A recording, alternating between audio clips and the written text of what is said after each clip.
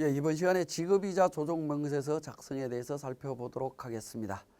자, 지급이자 필요경비 불산입 제도를 요약을 해보겠습니다. 자, 채권자 불명 차입금 이자와 관련해서는 비공식 금융 양성화 목적으로 전액 필요경비를 불산입하고 있습니다. 자, 그 다음에 두 번째로 건설자금이자 관련되는 부분은 이자 자본화 때문에 이자에 해당 이자에 대한 부분을 필요경비 불산입한다라는 겁니다. 자, 건설자금이자는 원래 원가로 처리해야 되는 부분입니다. 그렇기 때문에 정리를 해야 되는 거고요. 세 번째는 초과 인출금에 대한 지급이자 관련되는 부분인데 자금의 생산적인 이용을 유도하기 위해서 초과 인출금에 해당하는 이자 부분에 대해서 필요경비 불산입하도록 되어 있습니다. 자, 초과 인출금에 대해서는 뒤쪽에서 자세히 또 설명을 드리겠습니다. 자, 마지막으로 업무 무관 자산에 대한 지급이자 관련되는 부분입니다. 자금의 생산적 이용을 유도하기 위해서 하는 부분이고요. 필요경비 불산입 처리를 하도록 되어 있습니다. 지급이자의 일정 비율을 곱해서 처리하도록 되어 있는데 실무상으로는 소득세법에서 가장 중요한 부분, 자주 발생하는 부분이 3번 초과 인출금에 대한 지급이자 필요경비 불산입과 관련되는 부분이 되겠습니다. 자, 그러면 초과 인출금, 지급이자 필요경비 불산입과 관련되는 부분 설명을 드리겠습니다. 자, 초과 인출금의 개념은 차입 기간 동안 부채의 합계액이 사업용 자산의 합계액을 초과하는 경우입니다. 자, 우리 재무상태표를 봤을 때 자산 부채를 비교했을 때 부채가 자산보다 더 크다라고 하면 결국에 자본이 마이너스가 난다라는 거죠. 그죠? 자본이 마이너스 나는 케이스를 초과 인출금이다라고 이야기를 하고 있습니다. 근데 대부분은 자산과 부채를 맞추게 되면 자본은 마이너스 나지는 않습니다. 대부분 플러스가 나는데 그 자산의 범위에 어떤 자산을 포함할 거냐는 건데요. 사업용 자산과 부채의 범위를 한번 살펴볼 수 있는데 사업용 자산 가액은 장부 가액으로 하고요. 평가 정한 자산의 경우에는 평가 전 금액으로 하도록 되어 있습니다. 자, 그 다음에 부채 합계에 있어는 충당금이나 준비금, 선순위 지급이자 필요경비 불산입된 차입금 금액은 제외하도록 되어 있습니다. 우리 자산 부채를 프로그램에서 정리를 할 때 부채에서 충당금, 준비금은 자동으로 제외되고 프로그램에 반영이 된다라고 보시면 되겠습니다. 네 번째, 일반적인 예적금은 사업용 자산에서 제외하도록 되어 있습니다. 그래서 우리 사업용 자산이다라고 이야기할 때 현금, 예금, 관련되는 당좌 자산도 있고 재고 자산, 고정 자산 관련되는 부분들이 쭉 있습니다. 근데 당좌 자산에 들어있는 부분들 중에 일정 부분들은 제외하도록 되어 있다라는 거죠. 예적금은 관련되는 부분이 어떻게 됩니까? 예금과 적금이 있다라는 얘기는 거기에서 발생되는 소득은 이자 소득입니다. 그죠? 이자 소득은 우리 소득세법에서 이자 소득으로 과세를 합니다. 사업 소득이 아니다라는 거죠. 그렇기 때문에 사업용 자산에서 제외되는 것이 일반적입니다. 자, 그런 성격 때문에 우리가 사업용 자산의 범위를 정확하게 좀 파악을 하셔야 된다라는 겁니다. 부채는 우리 재무상태표에 등록되어 있는 부채가 전부 다 사업용 부채다, 이렇게 이해를 하시면 되겠습니다.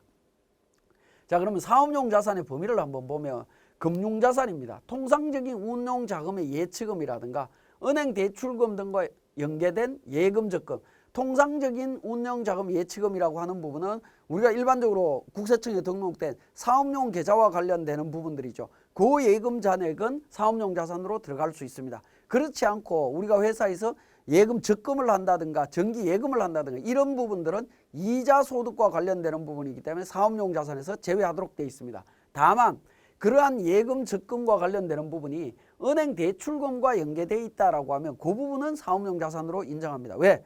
대출금이 부채로 인정이 되기 때문에 관련되는 자산 인정하겠다라는 겁니다.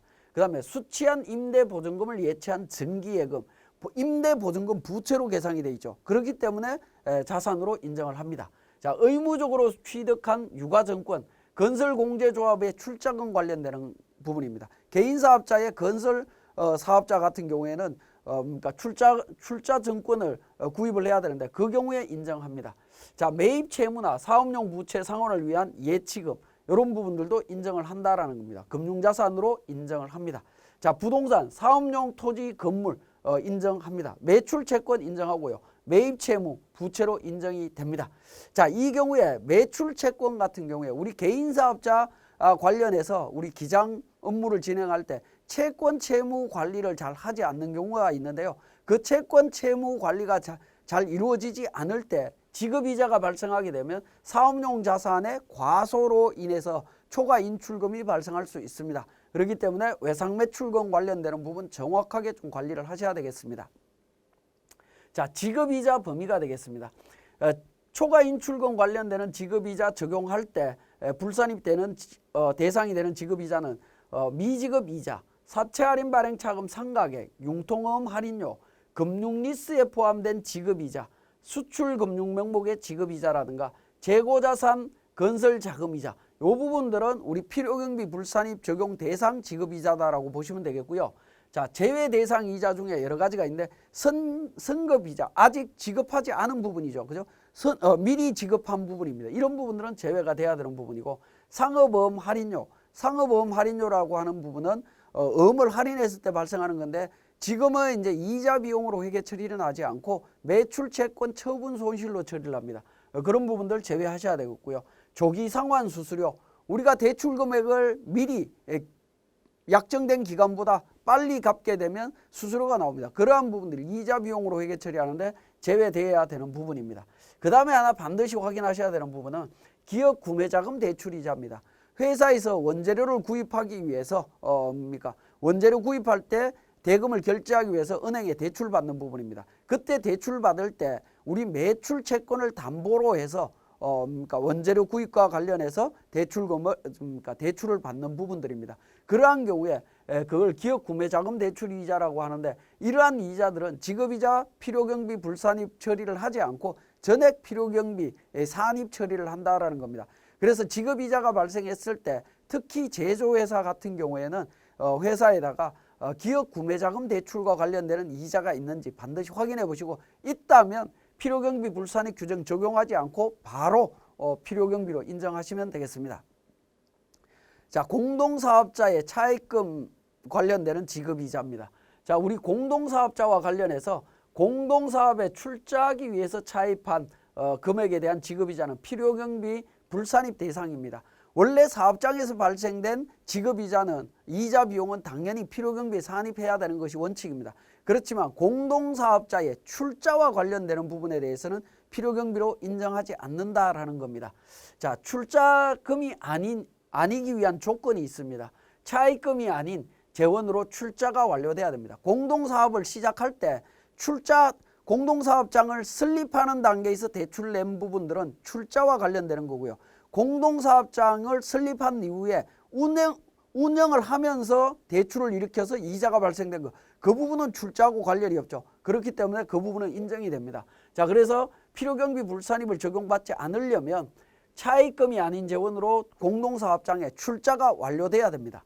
자, 그 다음에 출자금 외에 별도로 사업장 전체 차입금으로 자금 조달 약정 후에 차입금이 발생돼야 한다.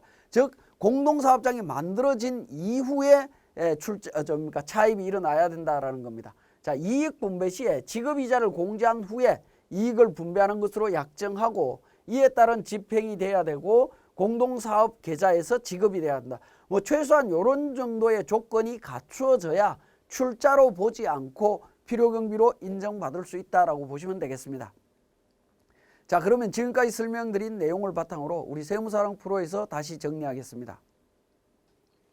자, 세무사랑 프로 운용 방법에서 백두무역 상사의 재무상태표 자료를 참고해서 필요경비 불산입을 처리하라라고 되어 있습니다. 자, 두 번째 자료에 보시면 업무와 관련 없는 자산은 단기매매 증권만 있다라고 되어 있습니다. 자, 기본적으로 우리 회계 관리에서 재무상태표를 조회를 합니다. 자, 재무상태표 12월 달까지 조회해서 관련되는 자산 부채 내용 중에 매 월별로 계산을 해서 초과 인출금이 발생되는지 여부를 확인하시면 되겠습니다. 자, 우리 손익계산서도 한번 보시면 손익계산서의 하단 부분에 이자 비용이 있죠. 이 이자 비용 계정이 있는 경우에 지급이자 필요경비 불산입 세무조정이 전행이 될 수 있다라는 겁니다. 만약에 이자 비용이 없다면 지급이자 조정명세서는 작성하실 필요가 없습니다. 자, 개인조정으로 갑니다. 개인조정에 과목별 세무조정에 지급이자 조정명세서가 있습니다. 자, 지급이자 조정명세서를 그러니까 실행을 하신 다음에 지급이자 조정명세서 첫 번째 탭에 지급이자 조정명세서 가로 2번에 보시면 1번 탭에 사업용 자산 명세, 2번 탭 부채 명세, 3번 탭에 업무와 관련 없는 자산 적수, 초과 인출금 적수 계산하도록 되어 있습니다. 자, 기본적으로 사업용 자산 명세와 부채 명세는 F12 불러오기를 통해서 반영을 하시면 되겠습니다. 자, F12 불러오기를 통해서 반영을 한 후에 자, 계정 잔액 중에 뭡니까?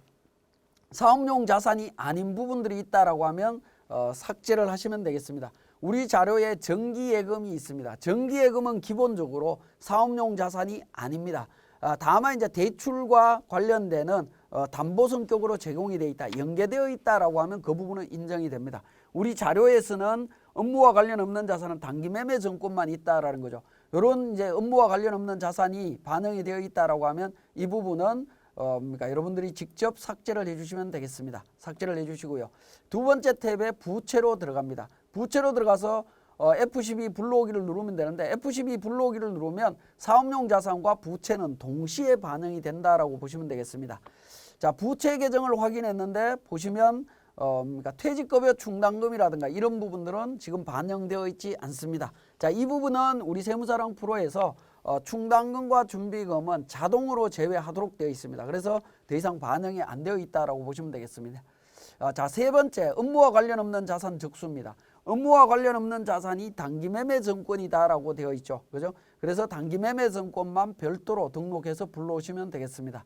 자, 네 번째 탭에 초과 인출금 적수 자동으로 계산되어 있습니다. 초과 인출금은 5월달과 6월달만 초과 인출금이 발생이 되어 있습니다. 부채 합계가 자산 합계보다 큰 경우가 되겠습니다. 큰 경우가 5월달, 6월달만 나타납니다. 그래서 기본적으로 초과 인출금 적수와 업무와 관련 없는 자산의 적수가 계산이 되면 두 번째 탭으로 갑니다. 지급이자 조정명세서 쪽에서 지급이자에 대한 부분, 이자율별로 지급이자를 등록해 주시면 되겠습니다. 우리 교재에 3.5%와 5.62%의 지급이자가 있습니다. 자, 이 지급이자 이자율별로 적용을 하면 차입금 적수 자동으로 계산이 됩니다. 만약에 이 지급이자 중에 채권자 불분명사채이자나 건설자금이자가 있다라고 하면 선순위 불산입을 먼저 입력을 해주시면 되겠습니다. 우리 자료에는 그러한 내용이었기 때문에 무시하시면 되겠고요. 자, 이 상태에서 두 번째로 갑니다. 두 번째 탭, 업무 무관 자산에 대한 지급이자 부분들입니다. 자, 이 탭으로 넘어오게 되면 2번 초과 인출금에 대한 지급이자, 3번 업무와 관련 없는 자산에 대한 지급이자 관련되는 부분이 계산되어 있는 것을 확인하실 수 있습니다. 자, 이렇게 해서 이제 최종적으로 1140만 4,266원과 그러니까 초과 인출금에 대한 부분 87만 9,240원을 세무조정하시면 됩니다. 조정명세서 작성이 완료되면 F3번 조정 등록을 통해서 세무조정을 해주시면 됩니다. 관련되는 사항은 하단 부분에 나와 있고요. 초과 인출금과 관련되는 부분, 업무 무관자산 지급이자 관련되는 부분으로 이렇게 그러니까 소득금액 조정합계표에 반영해 주시면 되겠습니다. 자, 지금까지 지급이자 조정명세서에 대한 설명이었습니다.